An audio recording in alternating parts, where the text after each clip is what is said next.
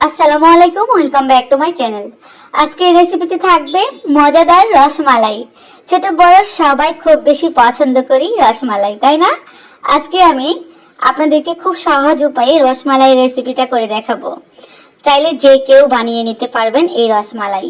অল্প খরচে কিভাবে আমরা হাফ কেজি রসমালাই বানিয়ে ফেলতে পারি, সেই রেসিপিটাই থাকবে আমার আজকের রেসিপিতে।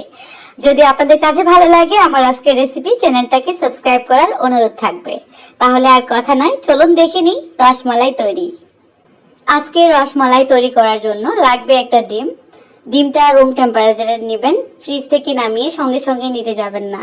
ডিমটা ভালোভাবে ফেটিয়ে নিব কাঁটা চামচের সাহায্যে। আমি আজকে যে দুধের প্যাকেট দিয়ে করব মিনি প্যাক, সেই দুধগুলো দুইটা প্যাকেট নেব, 20 টাকার দুইটা প্যাকেট। তো একটা ডিম নাও লাগতে পারে, তারপরেও একটা ডিম ফেটিয়ে নিলাম বেশ ভালো করে একটু সময় নিয়ে। এই তো 10 টাকার যে প্যাকেটগুলো পাওয়া যায় মিনি প্যাকেট, সেই প্যাকেট দুইটা নিলাম। দুইটা প্যাকেট কেটে নিয়ে নিচ্ছি দুধ। এই দুইটা প্যাকেট দিয়ে হাফ কেজি রসমালাই হয়ে যাবে। এই ধরনের মিনি প্যাকেট দিয়ে যখন খেতে মন চাইবে তখনই বানিয়ে নেওয়া যাবে এই রসমালাই।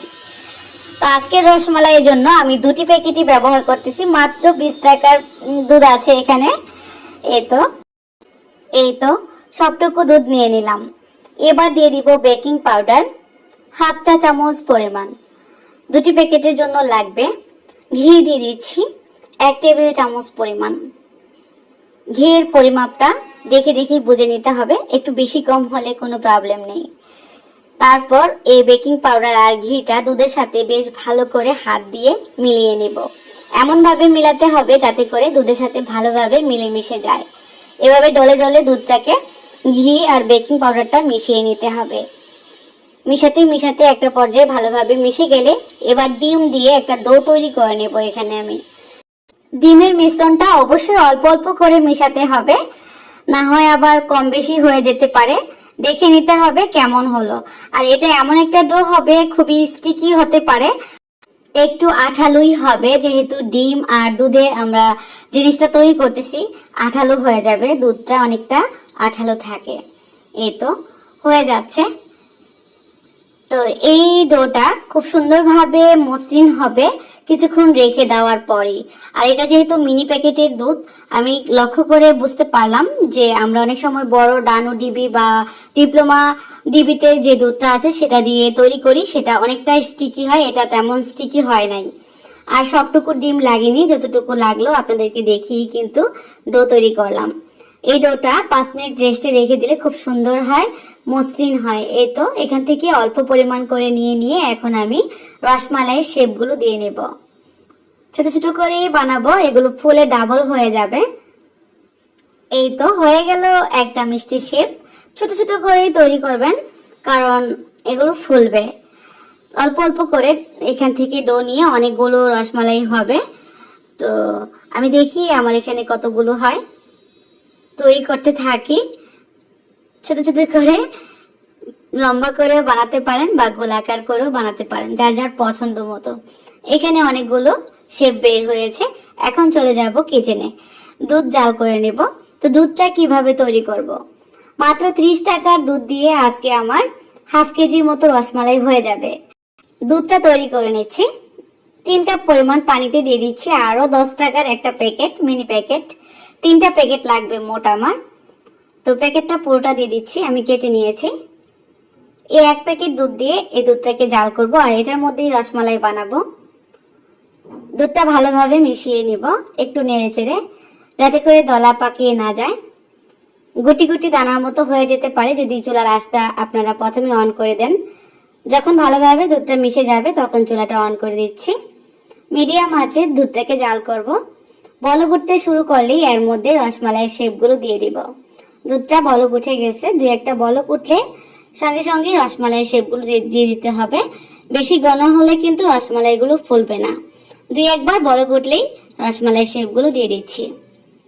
আবারও বলছি, বেশিক্ষণ জাল করবেন না দুধটা, তাহলে কিন্তু রসমালাইগুলো ফুলতে চাইবে না। 2-1বার একটু একটু বলক উঠলেই এই রসমালাই শেপগুলো দিয়ে ঢাকনা দিয়ে ঢেকে দিলে সুন্দর ফুলে উঠবে। যখন তখন খেতে মন চাইলেই এই মিনি প্যাকেটের রসমালাই বানিয়ে নিতে পারেন, এটা খুবই সুস্বাদু। তো এই ফুটাটা বন্ধ করে দিচ্ছি, ঢাকনা দিয়ে ঢেকে দিচ্ছি। এমন ভাবে চুলা রাসটা রাখবেন যাতে করে উতলিয়ে পড়ে না যায়। প্রায় 5-6 মিনিট পর এভাবে করে একটু হাতলটাতে ধরে ধুলিয়ে দিলেই বুঝতে পারবেন কতটা ফুলে উঠেছে রসমালাই। আর আপনার রসমালাইটা পারফেক্ট হলে কখনোই ভাঙবে না বা শক্ত হবে না। সেটা কি করে বুঝবেন আমি দেখিয়ে দিচ্ছি। ঢাকনাটা খুলে দিচ্ছি। প্রায় 6 থেকে 7 মিনিট পর ঢাকনাটা খুলে দিলাম। এর মধ্যে আমাদের রসমালাই অনেকটা হয়ে গেছে, ফুলের ডাবলও হয়েছে। এখন আমি এখানে দিয়ে দিব কনডেন্স মিল্ক। এটা চিনির পরবর্তীতে ব্যবহার করব, এতে করে দুধটাও এর সাথে মিশে যাবে, অনেকটা ঘন হবে রসমালাইয়ের যে শিরাটা সেটা। এক প্যাকেটে আমি যে দুধটা দিয়ে রসমালাইগুলো তৈরি করলাম, এখন কনডেন্স মিল্কটা দেওয়ার কারণে অনেকটা ঘন হয়ে যাবে, রসমালাইয়ের টেস্টটা অনেকটা বেড়ে যাবে। চিনি ব্যবহার করলাম না, আমি এখানে প্রায় হাফ কাপের মতো কনডেন্স মিল্ক দিয়ে দিলাম। চিনি দিতে পারেন চাইলে আপনারা, সমস্যা নেই, কনডেন্স মিল্ক না দিলেও হবে। এবার আবারও ঢাকনা দিয়ে ঢেকে 5 মিনিটের মতো জাল করব। মোট 10 থেকে 12 মিনিটের মধ্যে রসমালাইটা হয়ে যাবে, সময়টাও বলে দিলাম। তারপর ঢাকনা দিয়ে আবারও 5-6 মিনিট ঢেকে রাখবো। একটু আলতো করে দুলিয়ে দিব যাতে করে রসমালাইগুলো সুন্দরভাবে ঘুরিয়ে ঘুরিয়ে হতে পারে। এই তো পুরোপুরি যখন হয়ে যাবে তখন আর উপর দিকে ভেসে উঠবে না, লক্ষ্য করলে বুঝতে পারবেন সবগুলোই শিরার ভেতরেই থাকবে মোটামুটি। এই তো এবার আমি চুলাটা অফ করে দিব। হয়ে গেল কিন্তু। এই তো আমি একটা উঠিয়ে দেখাচ্ছি। এখন এই অবস্থা মানে গরম গরম অবস্থায় অনেকটা নরম থাকলেও পরবর্তীতে কিন্তু অনেকটা শক্ত হবে। শক্ত বলতে টাইট হয়ে আসবে রসমালাইয়ের শেপগুলো, যেমনটা আমরা বাজার থেকে কিনে এনে খাই চড়া দাম দিয়ে, ঠিক তেমনই হবে, তার চেয়ে একটু বেশি স্বাদেরই হবে, নিজের হাতের জিনিস। তো এখন আমি সার্ভ করে দিচ্ছি ঠান্ডা হওয়ার পর। এটা যদি ফ্রিজে রেখে খান অসম্ভব মজার হয়। আমি আবারও বলছি, মিনি প্যাকেটে এত সুন্দর রসমালাই হয় কল্পনাও করা যাবে না। দুটি প্যাকেটে অনেকগুলো রসমালাই শেপ হয়েছে, দেখে নিশ্চয়ই বুঝতে পারতেছেন।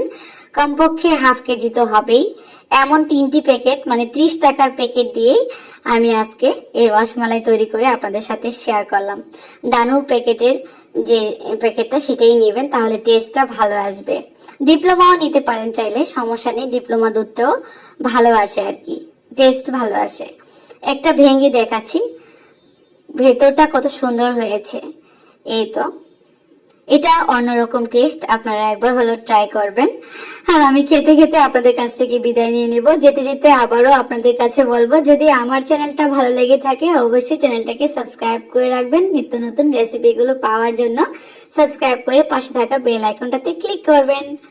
আর সবাই অনেক অনেক অনেক বেশি ভালো থাকবেন, সুস্থ থাকবেন। আজকের মতো তাহলে বিদায়, আল্লাহ হাফেজ।